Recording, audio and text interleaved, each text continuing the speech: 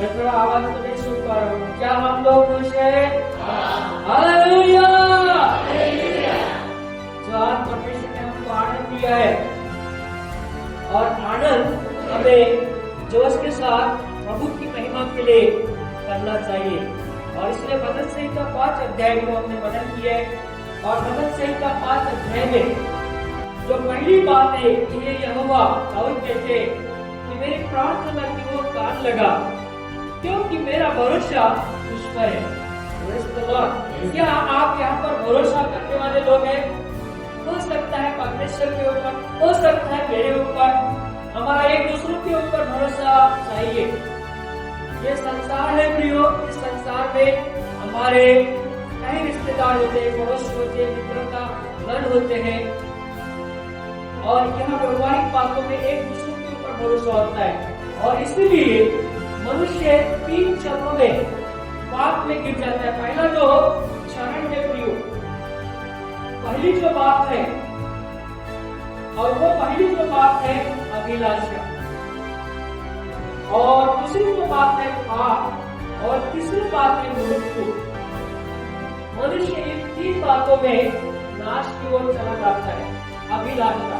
और इसीलिए हम पत्र उसका 3 अध्याय और केवल 6 पद को पढ़िए, और हमारे मध्य ऐसा है, अपने स्थान पर से हो जाइए। उत्पत्ति 3 अध्याय 6 पद। आज यहाँ पर जो परमेश्वर के विपरीत और परमेश्वर की जो योजना है प्रियो, मनुष्य ने अपने संसार की जो आंखें, संसार की अभिलाषा के कारण मनुष्य, स्त्री, ये दोनों नर और नारी कैसे पाप में गिर गए। केवल 3 वचन को पढ़िए। उत्पत्ति उसका 3 अध्याय, उत्पत्ति 3 अध्याय 6 पद को पढ़िए, केवल 1 वचन। अर्थात जब स्त्री ने देखा कि वृक्ष का फल खाने के लिए अच्छा और देखने में मनभाव है और बुद्धि देने के लिए चाहने योग्य भी है, जब उसमें से तोड़कर खाया और अपने पति को भी खिलाया और उसने भी खाया। खूब सुंदर वचन पढ़े जाने पर देखो, स्त्री ने देखा, सबसे यहाँ पर पहली जो बात है, नर और नारी, पति और पत्नी का जो एक भाव है प्रियो, एक परिवार है। लेकिन जो अभिलाषा में इस स्त्री ने देखा कि जो फल खाने के लिए अति सुंदर मनभाव है, और इसलिए जब परमेश्वर के विपरीत परमेश्वर की आज्ञा का यहाँ पर भी उल्लंघन हुआ है, और आज्ञा का उल्लंघन होने के कारण मनुष्य यह 3 बातों के तरफ मैं ध्यान आपका केंद्रित करता हूं कि जो पहली बात है अभिलाषा, दूसरा पाप और तीसरा मृत्यु। और इस कारण मनुष्य के जीवन में जो समस्या है प्रियो, समस्या बढ़ती गई, क्योंकि परमेश्वर के साथ जो रिलेशन है, ईश्वर के साथ हमारा संबंध है, वो काफी दूर हो गया। और इसलिए परमेश्वर नहीं चाहता है कि हमारा जीवन परमेश्वर के आशीषों से हम वंचित हो जाए। फलवंत आशीष परमेश्वर देना चाहता है। और इसलिए आज प्रभु का वचन में जब परीक्षा आती प्रियो, जब आदम और हवा परीक्षा में गिर गए बाद में, जब परीक्षा का सामना करना पड़ा, और कई बार परमेश्वर हमको आशीष तो देना चाहता है, लेकिन आशीष देने वाले हम लोग कई बार हम परीक्षा का सामना करते हैं। क्यों परीक्षा का सामना कब करते हैं? कि जब हम परमेश्वर की आज्ञा का उल्लंघन करते हैं। कोई भी इस पृथ्वी पर, आज आप लोग यहाँ पर बैठे प्रियो, हर व्यक्ति का जिम्मेदारी है, हर व्यक्ति का कर्तव्य है कि हम परमेश्वर के वचन को फॉलो करें। और यही दाऊद कहता है कि हे यहोवा, मैं तेरे वचनों के ऊपर ध्यान केंद्रित करता हूँ और तेरे वचन के ऊपर कान लगाता हूँ। लेकिन हे यहोवा, तू मेरी प्रार्थना को सुन। हालेलुया।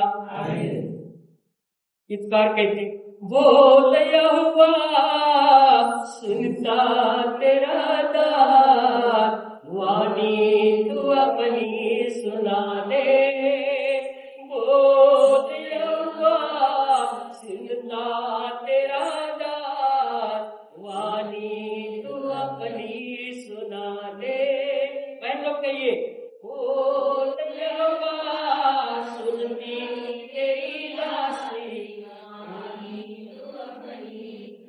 भाई लोगों ने तेरा दास वाणी तू अपनी सुना दे। बोलो प्रभु यीशु मसीह की। जब परमेश्वर की वाणी को यदि हम सुनते हैं तो निश्चित हम लोग आशीषित हो जाएंगे। मेरे प्रियो, इब्राहिम के बारे में परमेश्वर का वचन में लिखा है, बाइबल का परमेश्वर कहता है, इब्राहिम को जो वाचा दिया, परमेश्वर ने कहा कि हे इब्राहिम, मैं तुझे अत्यंत बड़ा प्रतिफल दूंगा। उत्पत्ति 15 अध्याय में लिखा है, अत्यंत बड़ा प्रतिफल। लेकिन हो सकता है कि इब्राहिम के जीवन में, परिवार में क्या कमी थी। मेरे प्रियो, इब्राहिम का जो पत्नी है सारा के जीवन में उसका मूल संतान नहीं है। इब्राहिम के जीवन में मूल नीच पुत्र नहीं है, संतान नहीं है। लेकिन परमेश्वर ने कहा, कोई कहने वाला कोई साधारण इंसान नहीं है, संतान नहीं है। और इसी कारण हो सकता है क्या परमेश्वर की सेवा में या ईश्वर के ऊपर क्या इब्राहिम का विश्वास नहीं था। बाइबल में लिखा है कि धर्मी और अत्यंत विश्वास योग्य मूल पुरुष इब्राहिम को कहा गया। हालेलुया। आज जिस नगर से भी आप आए हो, जहां पर भी आप रहते हो, आज समाज और लोगों ने कहना चाहिए, अरे वाह, ये भाई लोग, ये बहन लोग, ये परिवार कितना परमेश्वर के वचनों के अनुसार चलते और धर्मी लोग पाए जाते।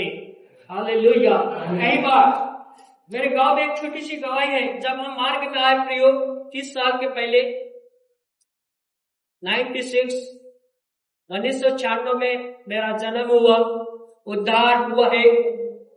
आत्मिक उन्नति के साथ मैंने यीशु पर भरोसा किया, विश्वास किया। क्योंकि जो दाऊद 6 बातों के लिए कहते हैं, 6 बातों के लिए परमेश्वर, देखो ये 6 बातें हैं। परमेश्वर नहीं चाहता है कि मनुष्य से यह परमेश्वर की विपरीत बातें हो। पहली बात है दुष्टता। आज हमारे जीवन में दुष्टता का कार्य ना हो प्रियो, इससे परमेश्वर प्रसन्न नहीं होता। सेकंड बात है बुराई। परमेश्वर नहीं चाहता कि हमारे साथ कोई बुराई रहे। ईश्वर तीसरी बातों में नहीं चाहता कि हम कोई घमंडी होकर चले।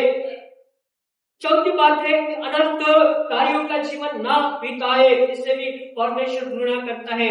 और 5वीं बात है प्रियो, झूठ बोलना, ये परमेश्वर को पसंद नहीं है। 6वीं बात है हत्या, और 6 बातों से परमेश्वर प्रसन्न नहीं होता। इन 6 बातों के लिए, लेकिन जिस नगर में मैं रहता हूँ, और हो सकता है मेरा विरोध होता है, और एक शराबी व्यक्ति मेरे पड़ोसी ने आके मुझे गाली दिया और कहने लगा, अरे तू यीशु वाला कब से बन गया, कितना अपने आप को धर्मी समझता है। केवल मैंने यह कहा था, चाचा जी क्या शराब पीकर ये गंदगी या आपकी जो भाषा है गाली गलौज करते ये अच्छा नहीं है, केवल इतना ही कहा। लेकिन उस व्यक्ति ने कहा कि तू कब से यीशु वाला धर्मी व्यक्ति बन गया।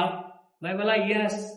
लेकिन कुछ क्षणों में उसका बेटा आया, उसके साथ मेरा रिलेशन अच्छा है। उसने देखा कि मेरा पिता इस भाई को गाली दे रहा है, तुरंत आके आया, उसके 2-4 कटपट में दिया, और फिर उसके बाद वो व्यक्ति ज्यादा समय तक नहीं रहा। धर्मी लोगों का कोई छल करता है प्रियो, उसकी उम्र घट जाती है, उसकी आयु ज्यादा दिन तक नहीं रहता, और कुछ दिनों में वो व्यक्ति ऊपर चला गया। वो आज इस पृथ्वी पर नहीं है। परमेश्वर इन 6 बातों के द्वारा बिल्कुल प्रसन्न नहीं होता कि यदि आपका कोई छल कपट करे, यदि आपसे झूठ बोलकर आपको कोई फंसाए, ये बिल्कुल परमेश्वर पसंद नहीं करता। या हम लोग परमेश्वर को या परमेश्वर के साथ ही इस प्रकार से व्यवहार करें, क्योंकि आदम और हवा के जीवन में यही बात हुई है प्रियो। आदम और हवा ने यही बात झूठ बोलकर परमेश्वर को धोखा दिया। हालेलुया। और इसीलिए परमेश्वर नहीं चाहता कि हम झूठ बोले। झूठ बोलने के कारण परिस्थिति कैसी बिगड़ती है। और इसलिए प्रेरितों के काम 5वां अध्याय और 1 से लेकर 10 तक, और खाली बहन आप पढ़िए, प्रेरितों के काम 5 अध्याय 1 से लेकर कुछ वचन। यहाँ पर हनन्या और शपीरा एक परिवार है, धर्मी परिवार है, लेकिन परमेश्वर के दासों के सामने क्या परिस्थिति निर्माण होती है, क्या परिस्थिति निर्माण होती है, कारण क्या है? क्योंकि परमेश्वर के साथ हम झूठ बोल रहे हैं, या पवित्र आत्मा हमारे साथ है, लेकिन पवित्र आत्मा को भी हम जिस प्रकार से हमारा व्यवहार है, व्यवहार के कारण भी इंसान झूठ बोलता है। मैं ये नहीं कहता यहाँ पर झूठ बोलने वाले लोग हैं। आप बहुत ही अच्छा लोग हैं प्रियो।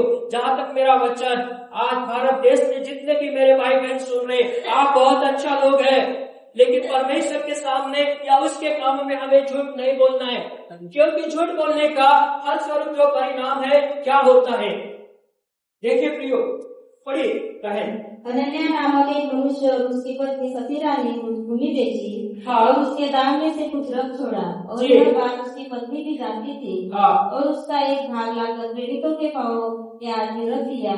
पतरस ने कहा, हे अनन्या, शैतान ने तेरे मन में यह बात क्यों डाली? शैतान ने तेरे मन में ये बात क्यों डाली कि तू पवित्र आत्मा से झूठ बोले, कि पवित्र आत्मा से झूठ बोले और भूमि के दाम में से कुछ रख छोड़े? हाँ। जब तक वह तेरे पास रही क्या तेरी न थी, और जब बीत गई तो क्या तेरे वश में न थी? यस। तूने यह बात अपने मन में क्यों विचारी? हाँ। तू मनुष्य से नहीं परंतु परमेश्वर से झूठ बोला है। Yes. ये बातें सुनते ही अनन्या गिर पड़ा और प्राण छोड़ दिए, और सब सुनने वालों पर बड़ा भय छा गया। थैंक यू बहन। मेरे प्रिय, यहाँ पर हनन्या के जीवन में किसके कारण समस्या आई? किसके कारण आई?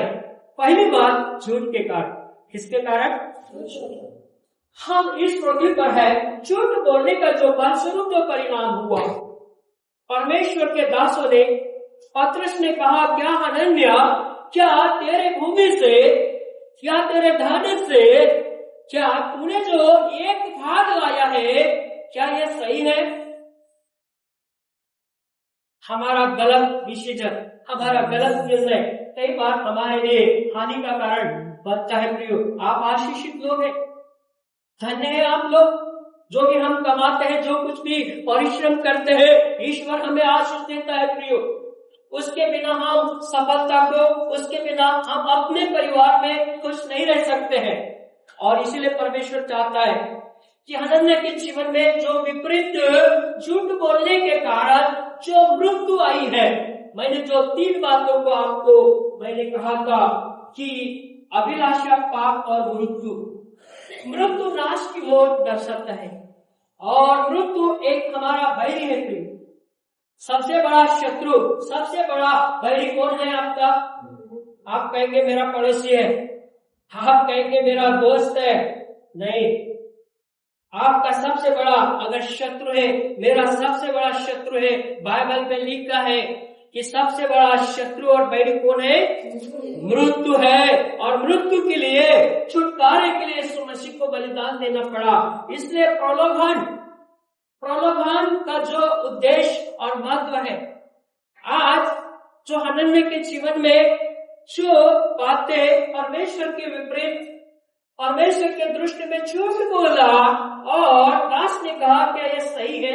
वचन में लिखा है, क्या ये सही है? आप जो कह रहे, क्या तूने जो लाया है, जो कुछ हम कमाते हैं, हाँ प्रियो, परमेश्वर जानता है कई बार हमारे ऊपर विपरीत समस्या आती है, और इसीलिए झूठ के कारण जो इस परिवार में जो समस्या आई, कुछ ही समय के 3 घंटे के बाद सफीरा भी आई, और जब पतरस ने कहा क्या तूने जो कहा यह सही है? तुमने भूमि में से जो कुछ बेचा है, क्या उसमें से तुमने जो लाया है, क्या वो सही है? पत्नी का भी एक ही उत्तर आया जो हनन्या ने कहा था, और उन्होंने कहा हाँ सही है। पतरस कहता है क्या तुमने दोनों ने एक ही मन के विचारों में पवित्र आत्मा से क्या तुमने सही कहा है? ये तो अभी 3 घंटा हुआ है कि आपका पति, अभी जवान लोगों ने उसको कब्र में लेकर गए, अब तेरी बारी है, तेरा नंबर अभी लग जाएगा। और तुरंत सफीरा भी प्राण को छोड़ दिया। हालेलुया। किसके कारण? एक झूठ के कारण, हमारे विचारों के कारण। जब परमेश्वर हमको आशीष देता है, चाहे आपका कोई भी खेती बाड़ी बिजनेस, हाँ मेरे प्रियो, और कभी कभार कुछ लोग परिश्रम तो करते हैं लेकिन खुश नहीं रहते, आनंदित नहीं रहते। भजनकार कहते हैं और कि परमेश्वर पर भरोसा करो तो तुम आनंद पाओगे। हालेलुया। और आनंद हमारे यीशु के पास है। हालेलुया। आनंद आनंद आनंद है,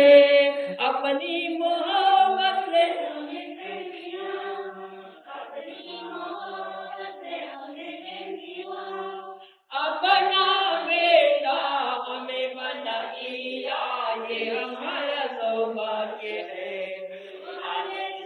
अपना बेटी हमें बना दिया है, ओ हालेलुया,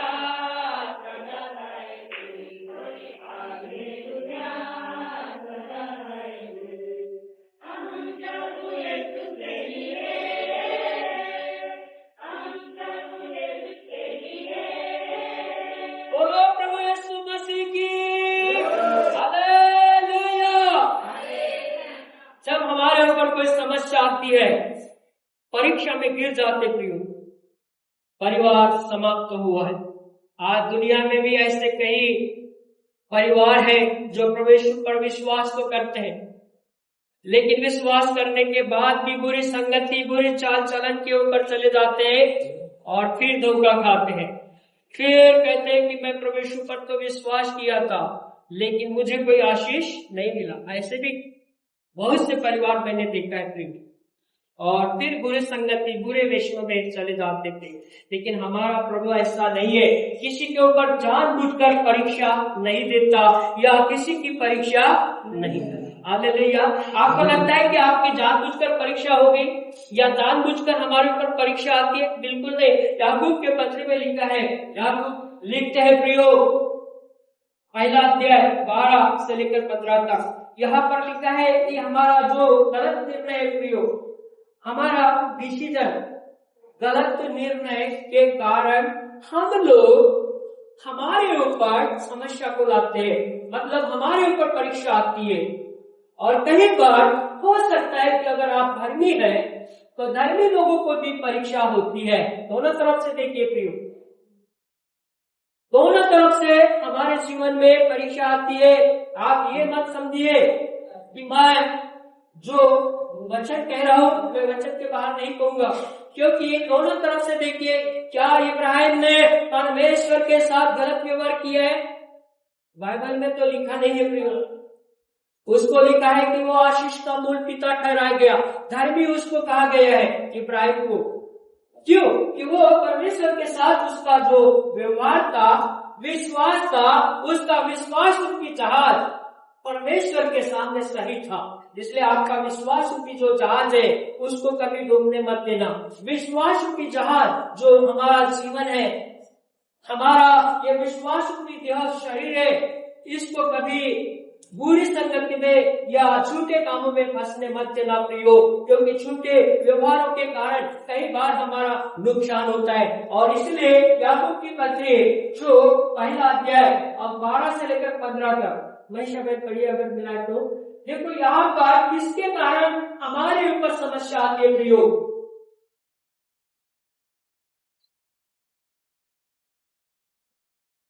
धन्य है वह मनुष्य जो परीक्षा में स्थिर रहता है, क्योंकि वह खरा निखर कर जीवन का मुकुट पाएगा, जिसकी प्रतिज्ञा प्रभु ने अपने प्रेम करने वालों से की है। प्रेम करने वालों से की है। किसी की परीक्षा हो तो वह यह न कहे कि मेरी परीक्षा परमेश्वर की ओर से होती है। मेरी परीक्षा परमेश्वर की ओर से होती है, क्योंकि न तो बुरी बातों से परमेश्वर की परीक्षा हो सकती है और न वह किसी परीक्षा में आप करता है, परंतु प्रत्येक व्यक्ति अपनी ही अभिलाषा से खींचकर और फंसकर परीक्षा में पड़ता है।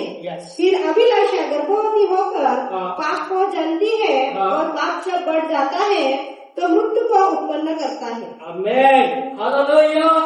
देखो यहाँ पर जो प्रलोभन है, यहाँ पर जब परीक्षा का समय अपने ऊपर हमारे ऊपर आता है तो किसके कारण? वचन में लिखा है कि अपने ही अभिलाषा के कारण खींचकर हम अपने ऊपर मृत्यु को लाते हैं। और कई बार ऐसा होता है प्रियो, आज कई लोग कैंसर से पीड़ित है। आज हमारे चर्च में कुछ नए परिवार हैं कैंसर से पीड़ित है। मैं नहीं चाहता कि उन्होंने कुछ पाप किया है। हो सकता है प्रियो, आज हमारा दुर्लभ कमजोर स्वभाव है, हमारा जीवन है। हम अगर उत्पत्ति में देखा कि हवा बहन ने क्या बोला है परमेश्वर से, और क्या अपने दृष्टि से अभिलाषा से परमेश्वर की आज्ञा को कैसे तोड़ा है कि दिखने में मनभाव है, सब कुछ दिखने के लिए बहुत अच्छा लगा, खाने में अच्छा लगा सब कुछ, लेकिन उसका विपरीत जो परिणाम है, उसके सामने उसका जो दुष्ट बैरी मृत्यु ने जन्म लिया। हालेलुया। किसने जन्म लिया? मृत्यु ने जन्म लिया। कई बार हम पाप में फंस जाते, किसी के बहकाव में आ जाते, क्या चर्च में जाना है, क्या प्रार्थना में जाना है। कई बार झूठ के कारण हम एक दूसरे को भी बहका देते हैं। लेकिन पवित्र आत्मा आज हमसे यहाँ पर और आपसे कहता है प्रियो कि हमारा निर्णय सही होना चाहिए, गलत नहीं होना चाहिए। और इसलिए दो बातें और भी है, विश्वास और कर्म। देखो प्रियो, हमारा विश्वास और कर्म, ये दो बातें हैं, किसको दर्शाते हैं? उत्पत्ति का पुस्तक उसका 3 अध्याय और 6 पद को पढ़िएगा। जब भी पढ़े थे अपन ने 3 उत्पत्ति उसका 21 अध्याय और 6 पद। उत्पत्ति 21 अध्याय 6 पद। यहाँ पर जो सारा बहन है, सारा माता है, इस माता का जो जीवन है परमेश्वर से कैसा प्रेम करती है। अलिशी भाई नीला आपको पढ़ो। उत्पत्ति 21 उसका 6 पद, केवल एक वचन को पढ़िए। यहाँ पर लिखा है कि सारा माता है, कैसा उनका विश्वास है।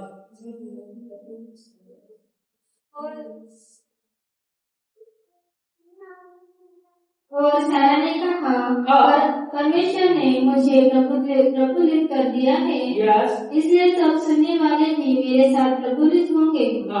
फिर उसने यह भी कहा कि क्या कोई कभी विभ्रांत से कह सकता था कि सारा लड़कों को दूध पिलाएगी, और देखो मुझसे उसके बुढ़ापे में एक पुत्र उत्पन्न हुआ।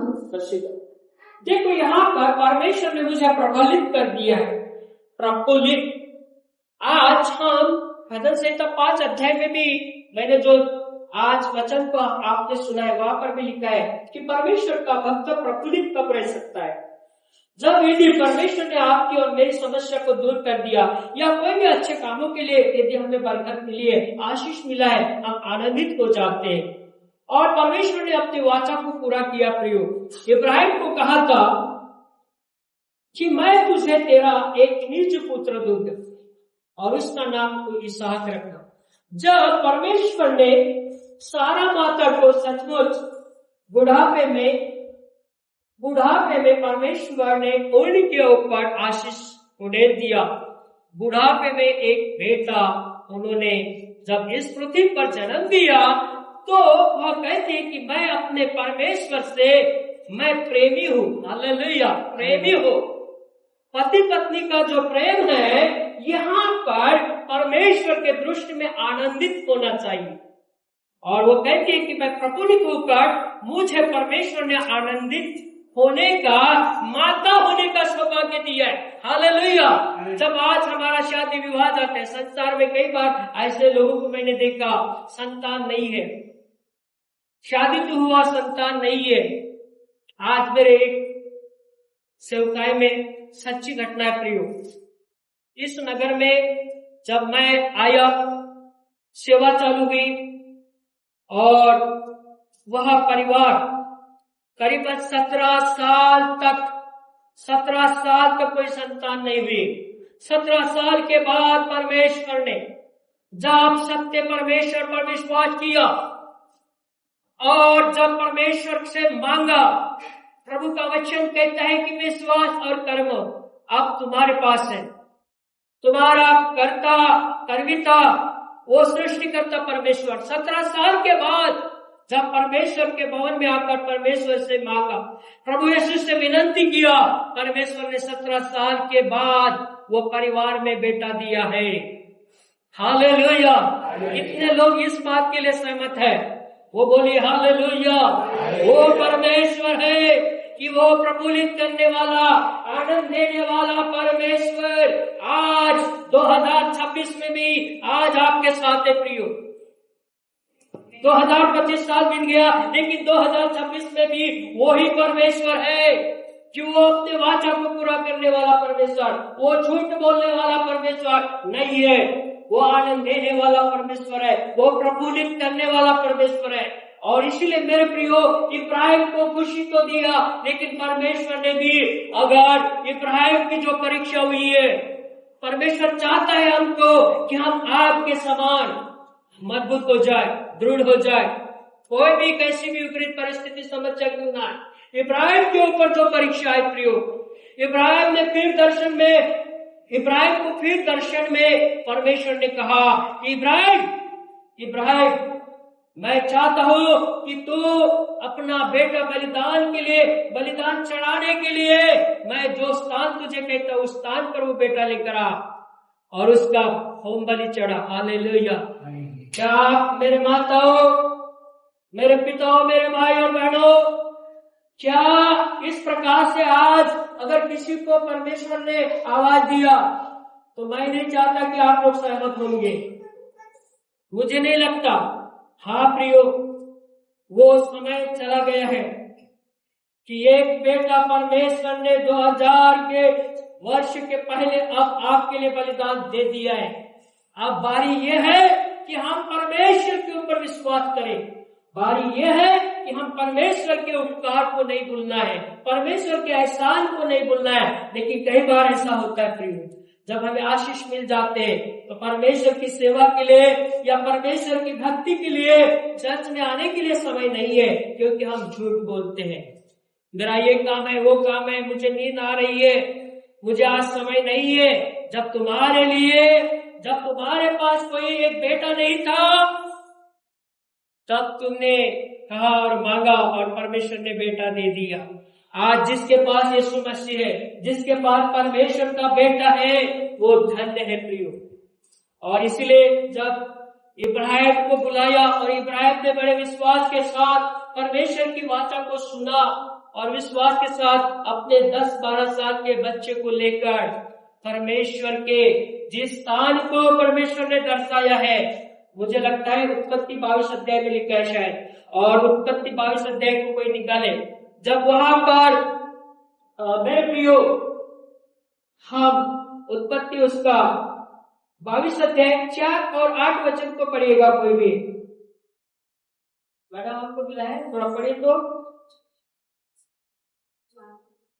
उत्पत्ति 22 उसका 4 वचन से लेकर 8 तक देखो, यहाँ पर किस प्रकार से परमेश्वर ने इब्राहिम को कहा है प्रियो। तीसरे दिन इब्राहिम ने आंखें उठाकर उस स्थान को दूर से देखा और उसने अपने सेवकों से कहा, गधे के पास यही ठहरे रहो, यह लड़का और मैं वहाँ तक जाकर और दंडवत करके फिर तुम्हारे पास लौट आऊंगा। सो अब्राहम ने होम बलि की लकड़ी लेकर अपने पुत्र इसहाक को लाठी और आग और छुरी को अपने हाथ में लिया और वे दोनों एक स्थान पर चल पड़े। इसहाक ने अपने पिता अब्राहम से कहा,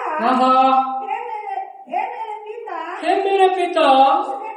उसने कहा, हे मेरे पुत्र। क्या बात है? उसने कहा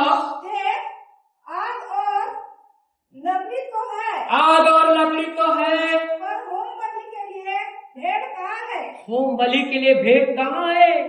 इब्राहिम ने कहा, हे मेरे पुत्र, परमेश्वर होम बलि की भेड़ का उपाय आप ही करेगा। आमीन। सीधा होम बलि का उपाय आप ही करेगा। देखो मेरे प्रियो, अगर अपने बेटे को इस प्रकार से पिता कहता कि नहीं, परमेश्वर ने मुझे कहा आपका बलिदान करना है, आपको काट पीट करना है, होम बलि चढ़ाना है। हेलो, सुन रहे आप लोग? हालेलुया। क्या एक पिता अपने बच्चों के लिए ऐसी भाषा करेगा? लेकिन बड़े विश्वास के साथ उन्होंने कहा, जब लड़के ने कहा कि पिताजी, पापा हम तो जा रहे हैं, लेकिन किधर जा रहे? हम जिस व्यवस्था से जा रहे, हमारे पास लकड़ी है, सुर है, आग है, पानी है, सब कुछ है, लेकिन हमारे पास भेड़ के लिए कोई भी साधन नहीं है, मतलब भेड़ नहीं है बलिदान के लिए। लेकिन इब्राहिम ने अपने बेटे को कहा विश्वास से, बेटा इस बलिदान का उपाय करेगा। हालेलुया। आज हमारे लिए परमेश्वर ने कई प्रकार के उपाय किए। जिसके पास अगर रहने के लिए कोई अच्छा स्थान नहीं है, तो परमेश्वर ने आपको और मुझे रहने के लिए अच्छा स्थान दिया है। हालेलुया। जब मैं अपना घर छोड़कर, अपनी नौकरी छोड़कर मैं सेवा के लिए निकला प्रियो, मैं नहीं जानता था कि ये परमेश्वर का इतना सुंदर भवन और इतने अच्छे सुंदर लोग मुझे परमेश्वर देगा।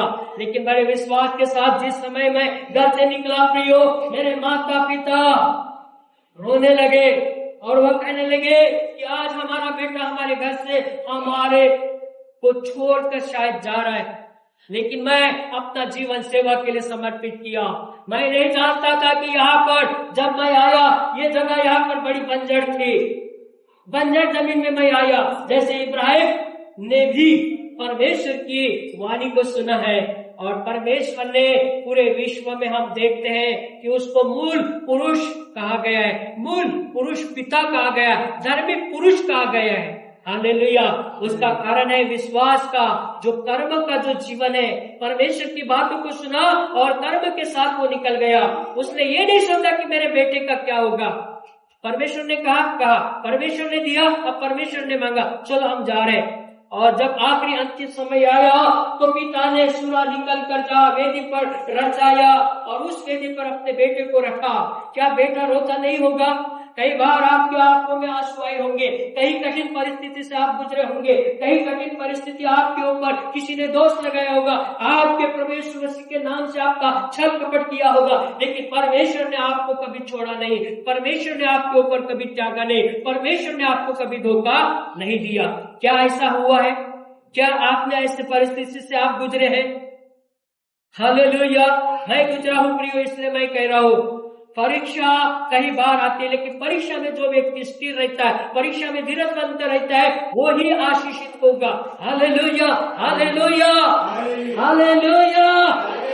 इब्राहिम ने जब छुरा निकाला और अपने बच्चों को काटने के लिए ऊपर किया, परमेश्वर ने देखा, अरे अपने बच्चे के लिए भी इब्राहिम ने कोई मन में नहीं रखा है, और तुरंत वहां से परमेश्वर की वाणी को हम सुन रहे हैं, हे इब्राहिम, इब्राहिम, अपने बच्चे के ऊपर सूर्य को मत उठा।